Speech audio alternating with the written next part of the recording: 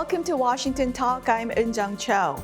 5 years after announcing it has completed the state nuclear force, North Korea has codified its nuclear doctrine and further developed its nuclear capabilities. The leaders of the U.S. and South Korea are calling on China to play a constructive role in restraining North Korea.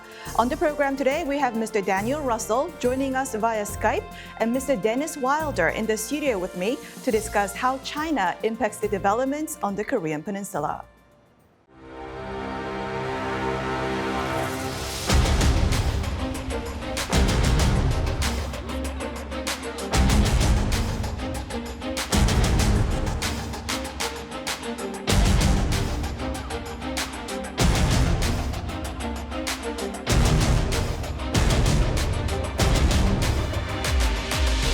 Even as we continue to respond to these missile tests with closer trilateral security and military cooperation, closer intelligence cooperation.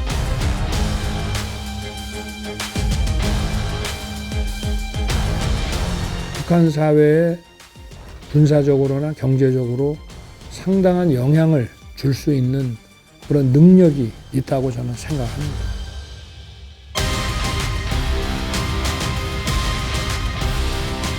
From our perspective, we do not see this as a zero-sum game.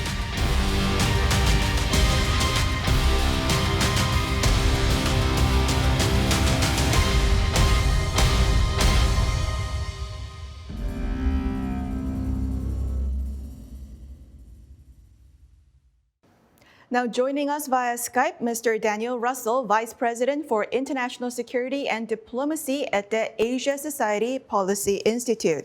Mr. Russel served as the Assistant Secretary of State for East Asian and Pacific Affairs. He was also Senior Director for Asian Affairs at the National Security Council during the Obama administration. In the studio with me, Mr. Dennis Wilder, professor at Georgetown University. Mr. Wilder was Senior Director for East Asian Affairs at the National Security Council during the George W. Bush administration. He was also CIA's Deputy Assistant Director for East Asia and the Pacific. Welcome to the program. Thanks so much. Glad to be here. Thank you. Mr. Russell, welcome to the program. Thanks. Glad to join you and my old friend Dennis Wilder. Good to see you, Danny. Right. In 2017, Mr. Russell, North Korea declared it has completed its nuclear weapons system.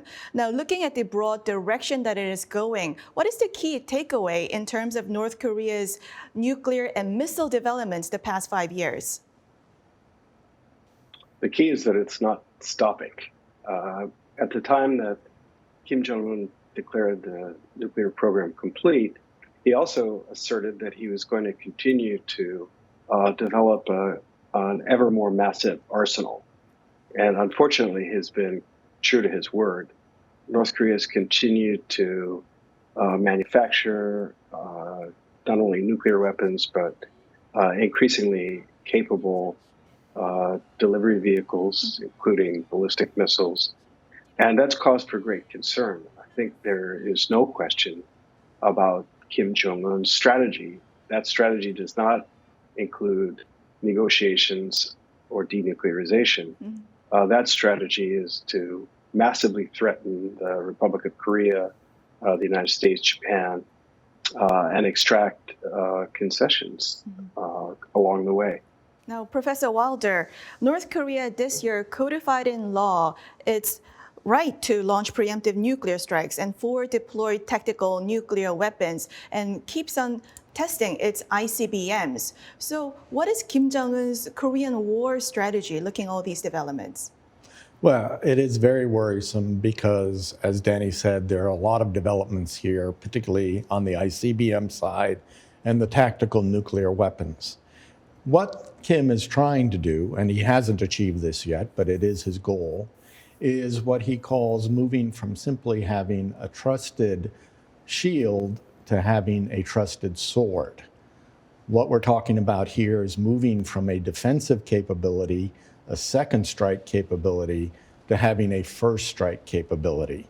So the idea would be that if there was either a conventional attack on North Korea or worries about a conventional or nuclear attack on North Korea, that the North Koreans would launch on warning. This is a particularly dangerous development because we don't think the North Koreans have a very good warning capability, and they could make mistakes. So moving to a first strike capability by the North Koreans is terribly worrisome. Mr. Russell, during the Obama administration, you were one of the key players in deterring North Korea's nuclear development. But North Korea has declared that it has completed its nuclear weapons system. Now, U.S. experts are talking about risk reduction, about arms control, and not doing denuclearization with North Korea.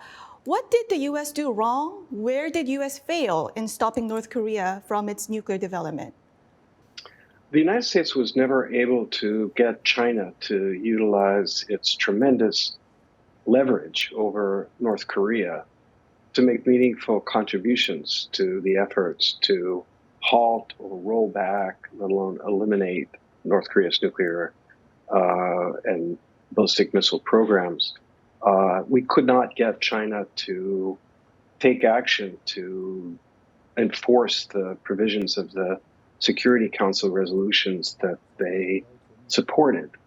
So we've had a failure of the entire international community to utilize all of the key tools to deter North Korea. And where that leaves us is an imperfect network of sanctions, of deterrence, of defense. And so we are doing and have to do the best that we can. Now, Mr. Wilder, Mr. Russell just talked about how important China can play in deterring North Korea, and that's what President Biden is talking about. That's what South Korean President Yoon Suk-yeol recently also said, that China has the capability and the responsibility to restrain North Korea, and if it fails to do so, there will be an influx of military assets in the region. Now, how can we pull China out from its own comfort zone and make it be more proactive in restraining North Korea? Well, I couldn't agree more with Mr. Russell on the fact that China needs to use its leverage. I think China has made a strategic mistake, and we need to over and over again reiterate and reinforce that message to the Chinese.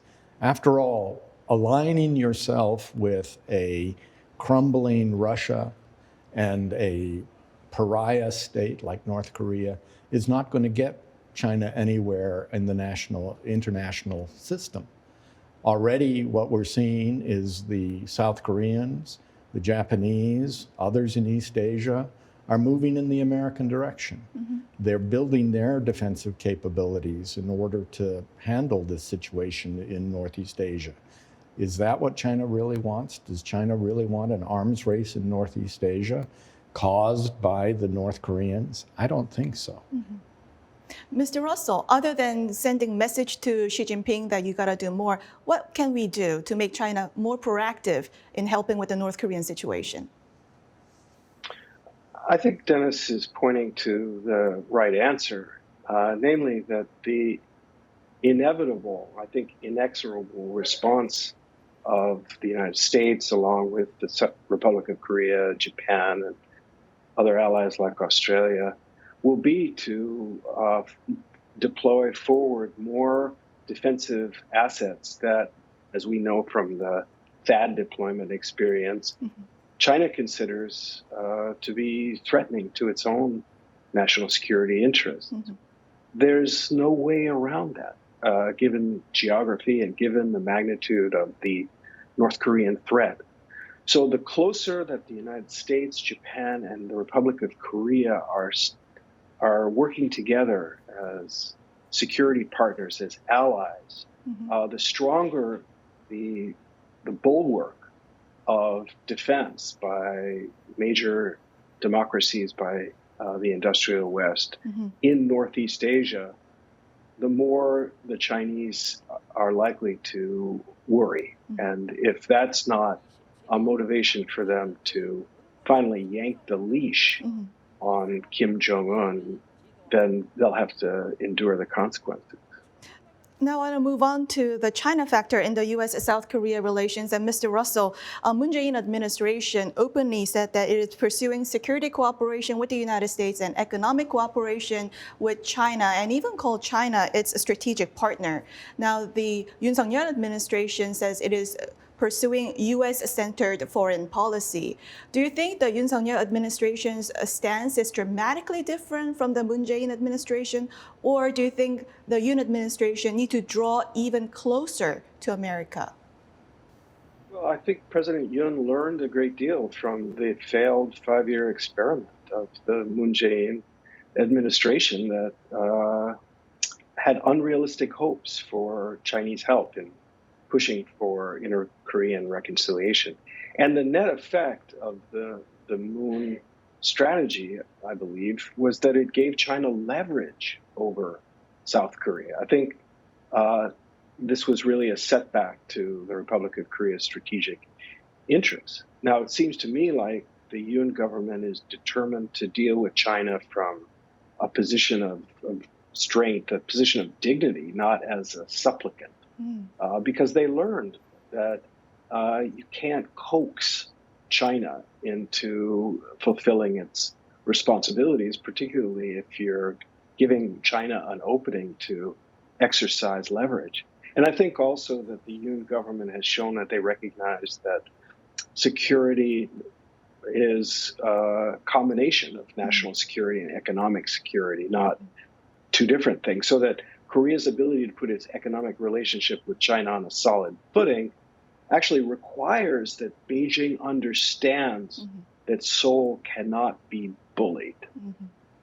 Professor Wilder, NSC Senior Director for East Asia and Oceanian Affairs, Edgar Kagan, said that strong U.S.-South Korea alliance and productive South Korea-China relations is compatible. We were at that event together. Right. So, Professor Wilder, is this a feasible goal in an age where security and economic affairs are so intertwined? Is it feasible? Well, I would point you to what our Secretary of Commerce said earlier this week in a speech at MIT.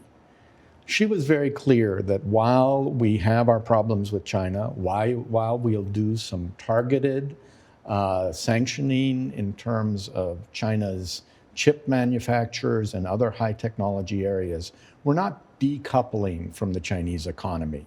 U.S.-China trade is too big for the United States to consider an economic policy of decoupling.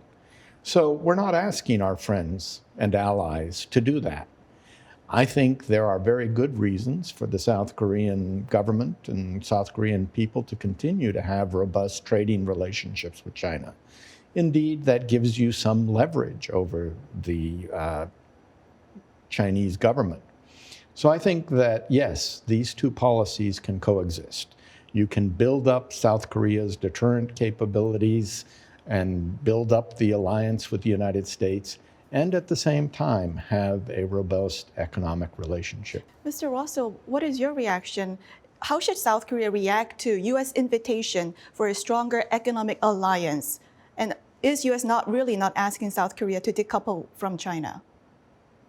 No, I think that, look, every industrialized democracy faces the same paradox. Can you have a productive relationship with China in economics, in trade, in cultural exchange and so on, but also protect yourself against the Chinese behavior that you find threatening or unfair?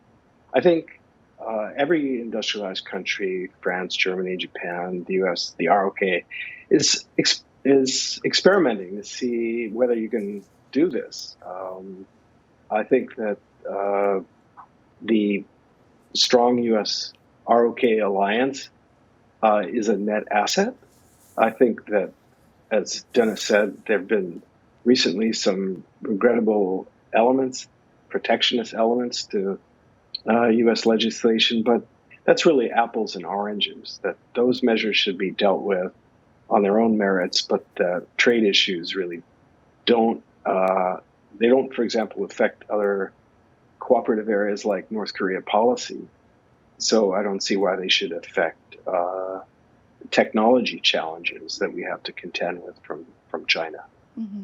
In a recent interview, RK President Yoon Suk-yeol made clear that he opposes any attempts to changing the Taiwan status quo unilaterally. Just a couple of years ago, South Korean presidents were not so vocal and clear about the Taiwan situation. So South Korean president being very clear about its stance on Taiwan. How does this help with South Korea's relations with China? Well, the Chinese, I've learned from experience, will push and push and push until they meet resistance. And they will push the Republic of Korea until the Republic of Korea takes a stand. So if countries censor themselves, if they look the other way when Beijing uses coercive pressure to bully someone else, not only is that situation likely to get worse, but it's really only a matter of time before that sort of pressure is directed at you. So, as I've said, we're all looking for a way to reconcile our desire to cooperate with China and our, very substantial economic and other interests in coexisting and cooperating with China. We are together on the same planet, but we are looking for ways to do that still protect our own rights, our national security, our technology, and our intellectual property. You can't sacrifice the latter in hopes of gaining the former. Professor Wilder, some say a war between U.S. and China could happen in the next few years, and that's why U.S. would likely grow more intense and urgent in asking its allies to show support for U.S. in the case of Taiwan contingency. What is your reaction to those views? Well, Jun, I think that the United States' goal, which is the right goal, is to make it clear to Beijing that the cost of any type of military action, coercive or even an invasion of Taiwan, is unacceptable. And the way that we're doing that is through both deterrence policy and diplomacy. So having our allies speak up on this issue is very important. One of the things that has happened recently that's very interesting is that the Taiwan issue has become internationalized. The NATO countries are now speaking up like they never have before. Korea is speaking up. Other nations in the region are speaking up. What we need to do is make it clear to Beijing that there are an awful lot of countries that will come to the aid in the Taiwan situation if China acts in a disastrous, provocative way and actually considers military action against Taiwan. Now, Mr. Russell, do you think there is a difference in the degree where South Korea and Japan can join in on U.S. policy on China? Prime Minister Kishida recently said that Japan will increase its defense budget to 2% of its GDP. Do you think South Korea should also beef up its defense budget in light of more heightened provocations from North Korea? Well, there is certainly a rationale in North Korea's threat for the government in Korea to continue investing heavily in its own defense. What the precise level of defense spending should be isn't really for me to say. But more broadly, I don't see why there should be a difference in Korea's political approach to the challenge posed by China than there is in Japan's. I mean, if in fact Korea, as I believe, is really a global actor.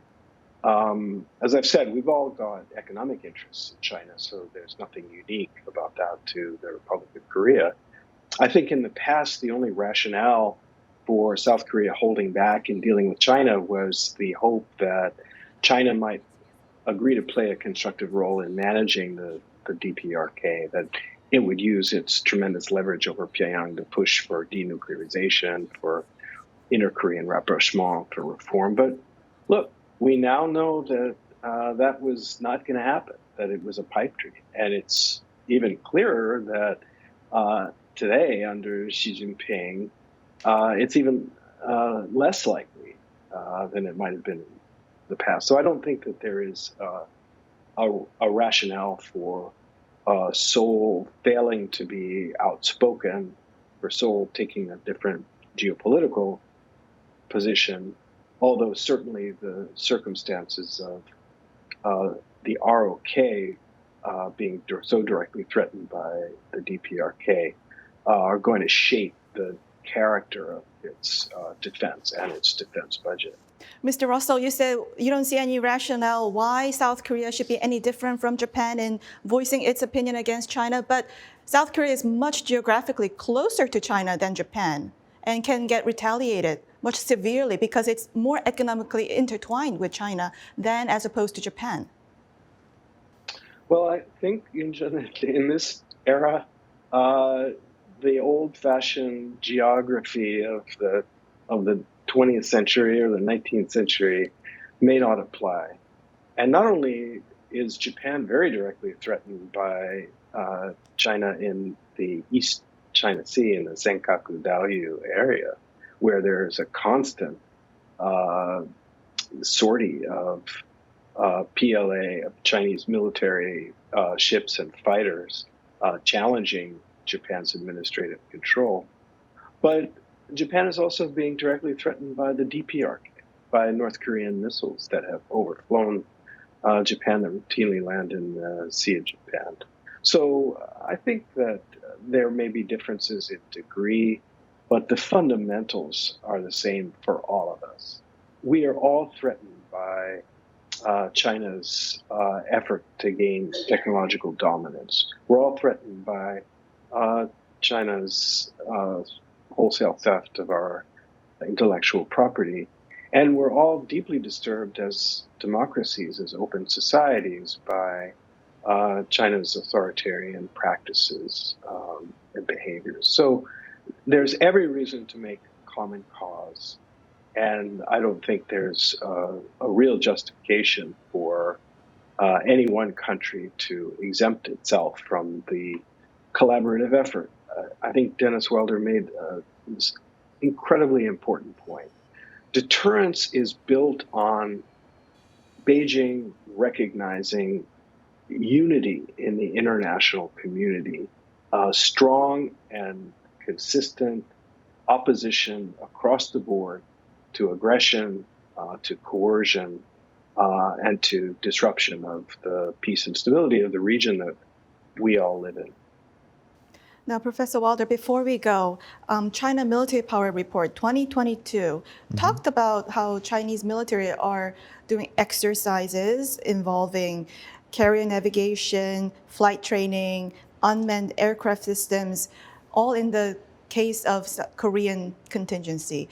Do you think in reaction, South Korea should also prepare military posture against possible PLA action on the Korean Peninsula and military aggression to the peninsula? Well, again, I think that what we're seeing here is another strategic mistake by the Chinese. The idea of operating jointly with the Russians in the areas of the Korean air defense identification zone is simply ridiculous. They are not going to be partners in some sort of action within the region. It's a bluff by the Chinese and by the Russians. They're trying to show strength where there isn't strength. And so I think we don't need to take too seriously these kinds of demonstrations by the Chinese Air Force and the Russian Air Force. Obviously, they're trying to send signals in some ways. They're trying to bully the South Koreans, bully the Japanese by these kinds of efforts, and we should push back against them. Well, that's all the time we have for today, Professor Wilder. Mr. Russell, thank you very much for joining us. Thank you. And thank you for watching. We'll be back here next week with U.S. experts to discuss the two Koreas and the region right here from Washington.